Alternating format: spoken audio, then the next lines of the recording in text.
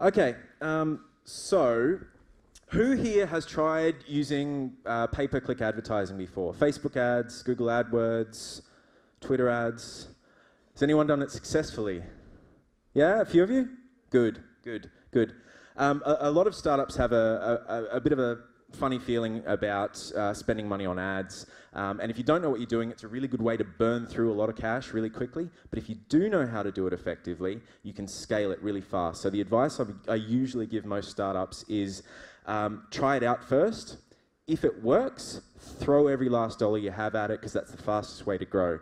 If it's profitable for you, dump as much money into it as you possibly can, and you'll grow your company as quickly as possible. If it's not profitable, it's still worth spending a bit of money on pay-per-click ads initially to figure out who your best customers are. And then once you know that, and you know what to say to them, where to find them, you can find alternative channels to reach those customers that are a little bit more cost-effective. But certainly spending some money on PPC in the beginning is well worthwhile. This is my favorite quote about entrepreneurship of all time. An entrepreneur is somebody who jumps off a cliff and tries to build a plane on the way down. You see, most startups don't fail because the product sucks, or because the team sucks, or because it was just a bad idea. Most startups fail because they run out of money before they figure out their business model. And that's what we're going to be solving tonight. So what I'd like you all to do from now on, whenever you're talking about building your startup or thinking about your business, I want you to think of your business as a machine. This is the startup machine. A mentor of mine told me about this years ago, and it's something that's always stuck with me. The startup machine works like this. You put €1 in the top, and then you pull some levers and wind some cranks, and €2 comes out the bottom. And this is a great machine, because then you can take the €2 that came out the bottom, stick them in the top, pull some levers, wind some cranks, €4 comes out the bottom. The only problem is, to get that up to €1 billion, it takes a bit of time. So if you've built this machine, you can then go to an investor and say, hey, listen, I don't have a lot of money, but you do. So if you give me €1 million to put in this machine I've built, I pull some levers, I wind some cranks, and €2 million come out the bottom, I can get to that €1 billion so much faster. And that's a far more compelling proposition to an investor. Give me some money, I will turn it into more money very, very quickly for you, because I've built this machine and I've figured out how it works. All I need is to dump some more money in the top. That's what you're doing with your startup. You're building this machine. And if you start thinking of your business in these terms, it's gonna make it far more investable as a business proposition. Investors are going to respond a lot more favorably to it. So to figure out all the cogs and cranks and how to build this machine in the first place, we need to get to product market fit. Has everyone read this book, The Lean Startup by Eric Ries? Who hasn't read it? Put your hands up. Okay, you have some homework for the weekend. Go and get this book, read it. It's pretty much required mandatory reading for any entrepreneur, anybody building an internet business. So he has this concept called the minimum viable product. Build the smallest, dodgiest, crappiest looking product you possibly can that still solves a problem for a customer. And then you test it and you measure and you learn from it and you go through that cycle over and over and over and over and over again until you get to this point where what you have and what people want and are prepared to pay for is the same thing. And you will need to go through a few iterations and cycles of that. The only problem with product market fit as a concept is that most of the blog posts, most of the literature, most of the presentations, most of the thought around it focuses far too much on the product and not enough on the market. People are so hell-bent on changing their product that they forget to actually test their market, figure out if they're selling it to the right people in the first place. And that's what we're going to be talking about right now. So we need to know 3 things about our customers. We need to know who we should focus our marketing efforts on first. And this is really important as a startup because we don't have a lot of money, we don't have a lot of time, we don't have a lot of people. So we need to pick out the best customers first of all. There might be 3 or 4 different kinds of customers who would find us valuable, but we need to pick out the best customers. So we need to know who we should be focusing on. And after we figure out who we should be focusing on, we need to figure out where they hang out, online and offline. We need to know everything about them. Which blogs do they read? Which books do they read? Which events and conferences do they go to? Where do they live? Where do they hang out? Where do they work? Which Facebook groups and LinkedIn groups are they a part of? So we need to figure out what they do on a daily basis so that we can get our message in front of them and convince them to sign up. And that kind of leads into the final point, which is even if we know who we need to target and we know where they hang out, we know where to find them, we've still got to be able to come up with a message that resonates with them, something that's going to grab their attention and make them think, yeah, actually, okay, I'll try something new. I'll try this new product. I'll give it a shot. I'll buy it. I'll see how it goes. Most startups, this is my second favorite quote about startups, most startups don't compete against other businesses. Most startups compete against people not giving a shit. That would be a really good thing to kind of tweet with a hashtag GrowthFest, by the way. Just hinting. Anyway, so these are the three things we're going to figure out tonight. So this is the process we need to go through. First of all, we're going to come up with 3 to 5 user personas. Does anyone not know what a user persona is? Hands up. There we go, there's always a few. Okay, cool. So we're going to cover this in a moment, but a user persona is if you think about your ideal customer, or in this case, 3 to 5 people who might use your product, who might need your product, and you create a bit of a profile of who they are on paper. Their name, their age, where they live, what they do for a living, are they married, are they single, do they have kids, what industry do they work in, all that kind of stuff. We're going to build 3 to 5 different profiles, different user personas. And then once we've got that, we're going to figure out where they hang out online and offline, and then we're going to do some keyword research to figure out what messaging resonates with them, what words. We want to understand the language of our customer. Because if we're not speaking the language of our customer, then we're never going to be able to say something that convinces them to buy our product. So that's important. And then after we've got all that in place, we're going to run some tests, spend some money on Facebook ads, maybe Google AdWords as well if we have the budget, and we're going to quantitatively test this stuff scientifically so we can measure it to figure out which message for which kind of customer is going to get us some revenue, which one works best for us. And once we've figured that out, then we've only got one more decision to make, and that is if spending money on Facebook ads is profitable, let's just keep throwing more money at that. If spending money on Facebook ads to reach that customer with that message is not profitable, then we just need to find and test some alternative channels. And that's why it's so important to figure out where else they hang out other than Facebook. Again, which events do they go to? Which Facebook groups do they participate in? Do you have a question? Yeah? So the question was, what's your experience? Facebook ads, are they profitable or not? Short answer is, if I do it, usually it works. That's a bit of a no. That's not a true answer. It depends very much on the business, and the problem is you never really know until you try. So there's no way of knowing without spending any money, unfortunately. I wish there was. For a lot of businesses, though, yeah, generally Facebook ads are cheaper than Google AdWords because it's less saturated. There are fewer other companies spending lots of money on it, and it's a bit of a newer channel. But again, test it, try it, see if it works.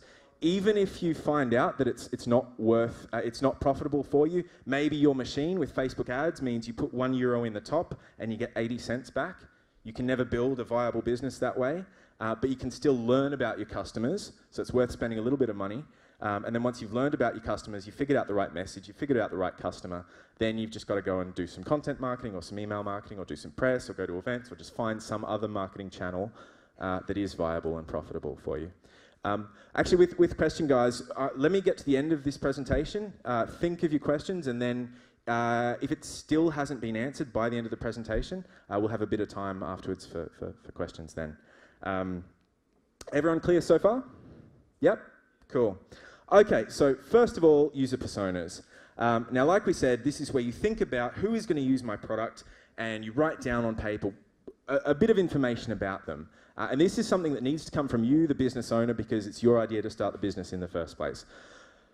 A lot of people have kind of done this. This is basic level user persona. How old are they? Are they male or female? Are they married? Are they single? Do they have children? What do they do for a living? What industry do they work in? Where do they work? Where do they live? How big's the business? Has everyone, have a few of you kind of done this stuff before? Have you got a basic level of user persona? Okay. Now the problem is, this is kind of useful, but it's not quite enough to get to a stage where you can test messaging. We don't really know. These aren't quite fleshed out enough. What we need to do is go into a little bit more depth. We need to be able to answer these questions.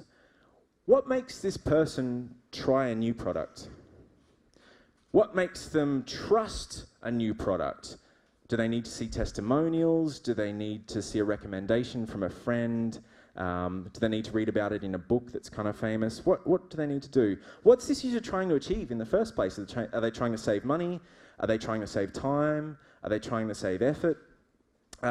What pain points, frustration do they have? How tech savvy are they?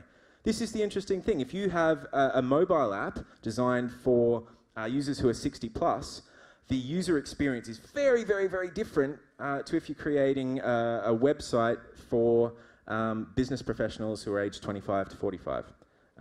So we need to understand how tech savvy they are. What other products are they using? Do they use Dropbox? Are they familiar with Gmail? When we're explaining this stuff, we want to make sure that we're explaining it in terms of things that they understand.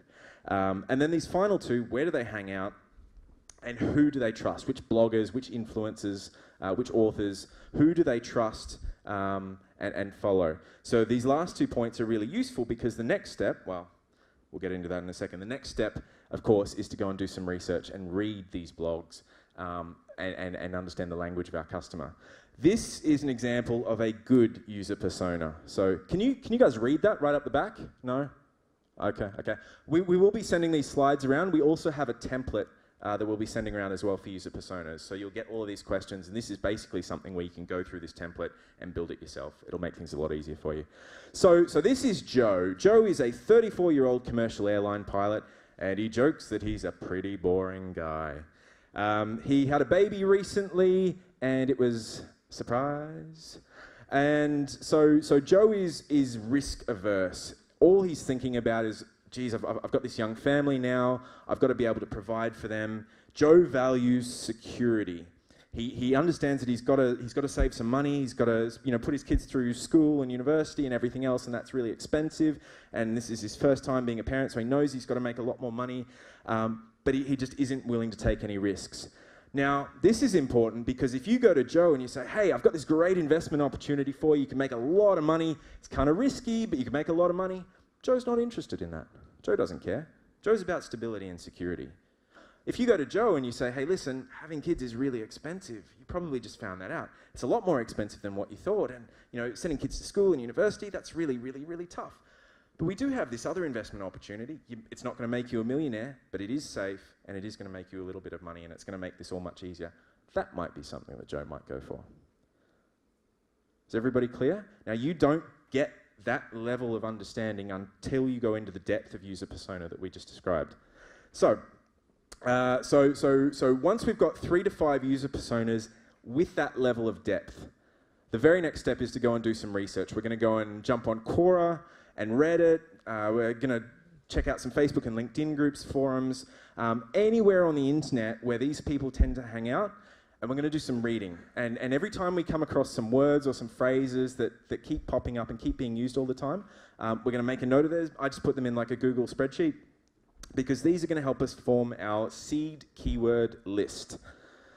Seed keywords are just, if you're sitting there and you think, okay, if I'm Joe and I'm looking for a product like ours, what am I searching for in Google? What am I typing in? What words am I using? And you want to come up with 20 to 50 of them. And then this whole process of keyword research, it does go into a little bit more depth in this, and I can kind of go, I've got a more detailed process I can share with you if you're interested. Just shoot me an email after the event. But the process is basically take your seed keywords, dump them into Google Keyword Planner, keywordtool.io, or Ubersuggest. They're all free tools. They will spit out a list of suggestions, similar keywords, and then you go through that list, and then you pick out the good ones, and then you dump it back in again, and you go through that 3 or 4 times. And what you should have by the end of it is a list of a couple of hundred to a couple of thousand keywords that people are searching for every single month. And what you're really after here is the search volume. How many searches are there per month for that keyword? And what you might find is that the words that you think your customers are using aren't getting much search volume. Your customers aren't using those words, even though you think it's a good idea. I've come across this before. I did some work for a guy who had this email productivity tool for salespeople, and he came across this concept called Inbox Zero, which is like a productivity thing. And all of his ads said Inbox Zero, all of his landing pages and his website and all of his marketing material, Inbox Zero, Inbox Zero, Inbox Zero. And then when we checked the search volume, Inbox Zero in Australia, where he was operating, it had 20 searches a month. Nobody was looking for that. Email productivity tool, 1,000 searches a month. So he had the right product, but he was explaining it the wrong way. That's why speaking the language of your customer is so important. That's why we're doing this keyword research. And then after you've got this big list of keywords, just in terms of setting up marketing, like the rest of your marketing infrastructure, you want to separate the information keywords. How do I do this? What is this? Who is this? Where is this? People asking questions, trying to learn more about a topic. You want to build content marketing and SEO around that stuff because they're not quite ready to buy yet. If we're going to be spending money on ads, we want to be using words that are purchase-driven. Buy this, online store, review, cheap, words like this. A person searching for that is a person who's thinking about buying something or thinking about taking action. They're the people we want to be spending our ad dollars on. So, AdWords is something that I do a lot of. It's really effective if you know how to do it. I've got a lot of expertise with that.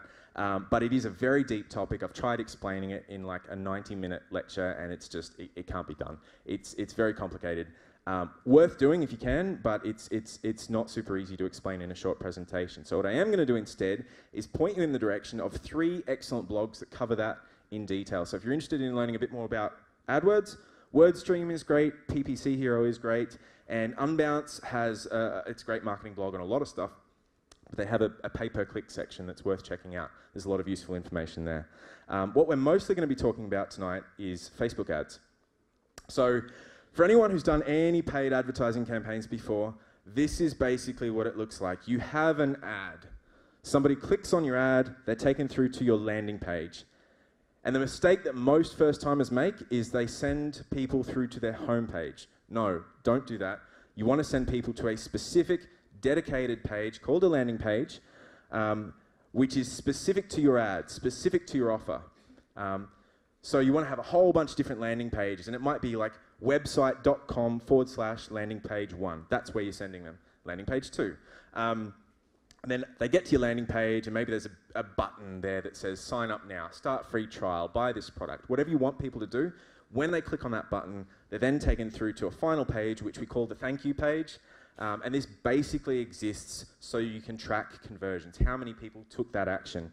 And you probably see this all the time. You sign up for a blog or for an email list, and then it takes you to a page that says, thank you for signing up to our email list. Go and check your email now. Make sure to check the spam folder just in case. That's the thank you page, and that exists basically so you can track and measure stuff.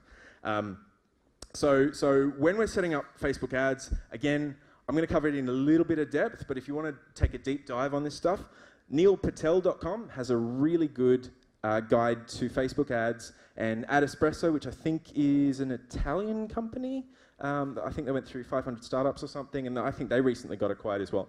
They've got a really awesome whole academy around Facebook ads. Really good resources to check out there. So essentially it looks like this. You have your Facebook ads account.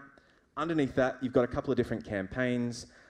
Underneath that, you've got ad sets, and this is where you do your targeting. This is where you choose who is going to see your ad.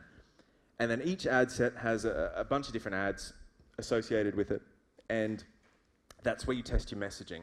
So for the purposes of figuring out who our best customers are and what messaging works for them, we're going to set it up this way. So we're going to have a campaign. We're probably going to call it user persona testing. And then all of our user personas, maybe user persona 1, maybe that's Joe.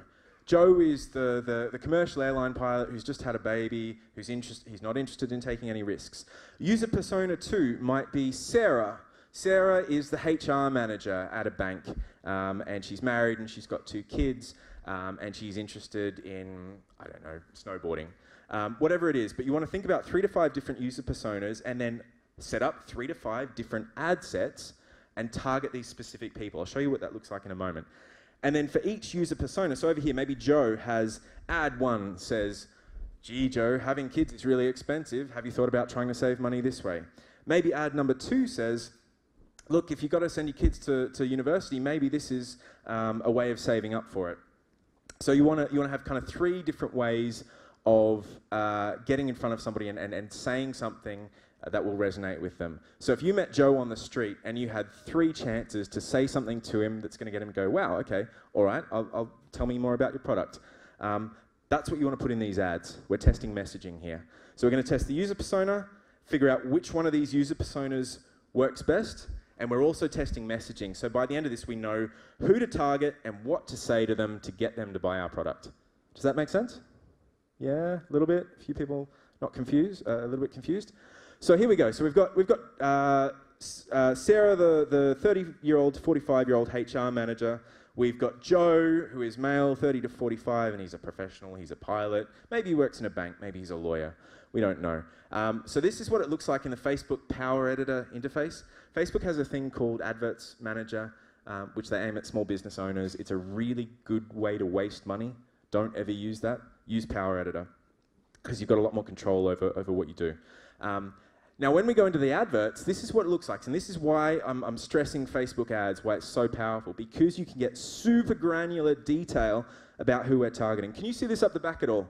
The age, 30 to 45. So you can pick exactly how old they are. Are they men? Are they women? Are they both? Which language do they speak? Up here, further up, you've got locations. Which cities or countries or states or even a radius around a particular city. Where do they live? And then down here, you can choose demographics. So what's their level of education? Which industry do they work in? What is their job title? Are they married? Are they single? Do they have kids? Are they expecting kids? Which pages do they like? Are they the kind of person that Facebook thinks is an online shopper or an impulse buyer or an early adopter of new technology? So you can get really detailed about who your ideal user is. And that's why we go into so much depth with these user personas, because then it's just a question of going over to Facebook and almost copying and pasting all those bits of information about them into the ad targeting right here. So we build out our user persona. Just a note here, potential reach, 37 million people. That's a little bit big. If that's the case, you probably haven't gone into enough depth with your user persona. So try again, make it a little bit more specific. If the number's still over 100,000 people, try breaking it up into different ad groups or try different age groups. Try breaking it up into different locations. Try breaking it up into different job titles or splitting the information up in a different way. Any more than about 100,000 people is just far too many. If you're doing business stuff, any more than about 10 or 15,000 people is probably too much.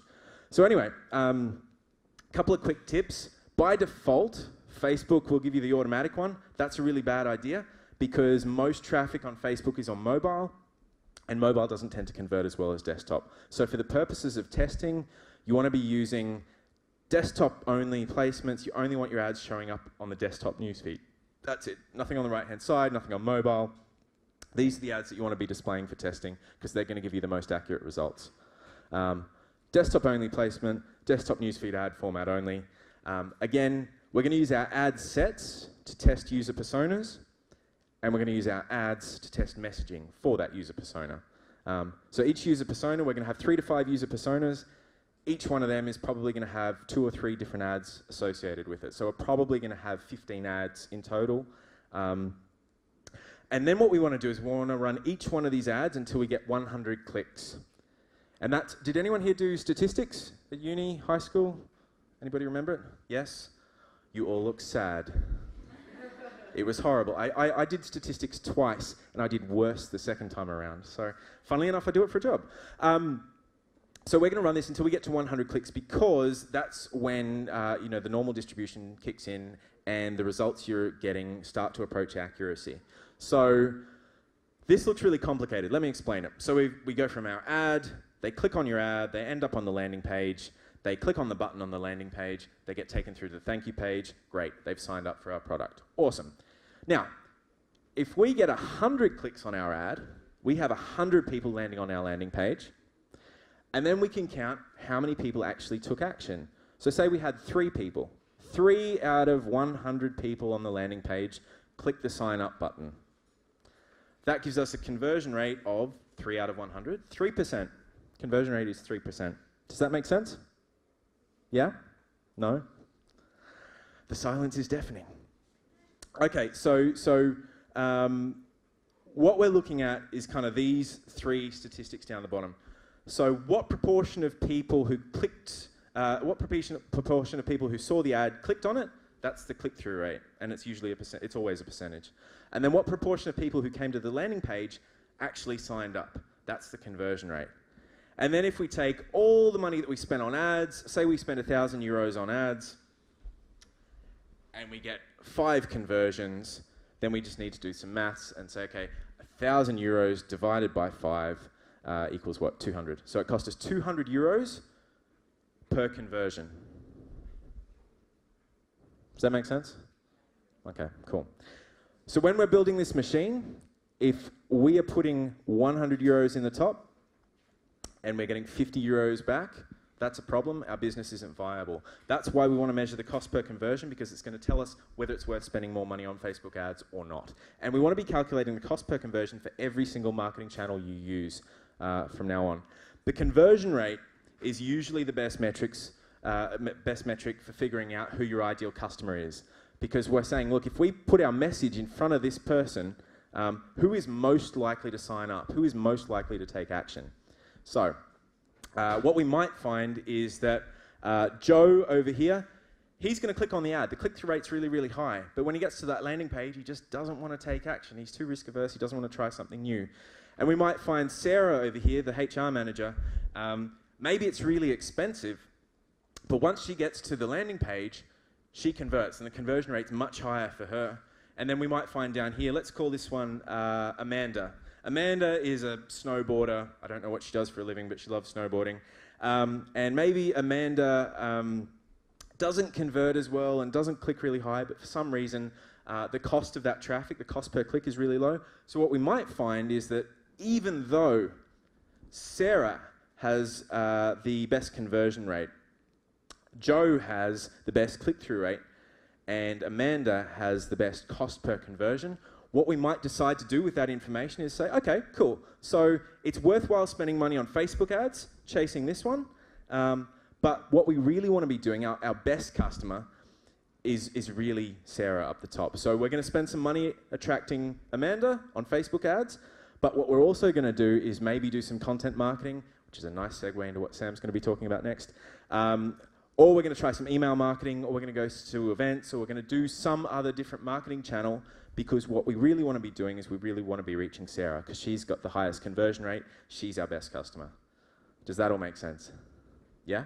So between these 3, click-through rate, conversion rate, cost per conversion, that gives us the information we need to figure out what we're going to do next, which marketing channels we're going to pursue, and who we're going to focus on. So, in summary, very first step is to create those user personas and go really, really deep in detail. Then we're going to use these user personas and we're going to do some keyword research. We're going to figure out the language of our customer. What words and phrases are they using all the time? Where do they hang out online? And what messaging might work for them. And then what we're going to do is we're going to set up some Facebook ads, and we're going to test these user personas, test the messaging, figure out which kind of message for which kind of user persona is best. We're going to run this to 100 clicks per ad so that the results that we're getting are accurate. And then what we're going to do is we're going to make a decision. We're going to decide, are we going to keep spending money on Facebook ads? Yes or no? If we're not going to spend money on Facebook ads, what other channels should we test to reach this ideal kind of user? And then, look, if it's profitable, throw all the money you possibly can at Facebook ads or Google ads, because that's the fastest way to grow. If it's not profitable, then it's time to investigate and test some alternative marketing channels like content marketing, email marketing, going to events, writing guest posts, anything else. There's a lot of alternative marketing channels out there. But at least now we know who to target and what to say to them once we do target them. So that's the end of my presentation. Sam's going to be up next talking about content marketing and giving you some really useful tips on that.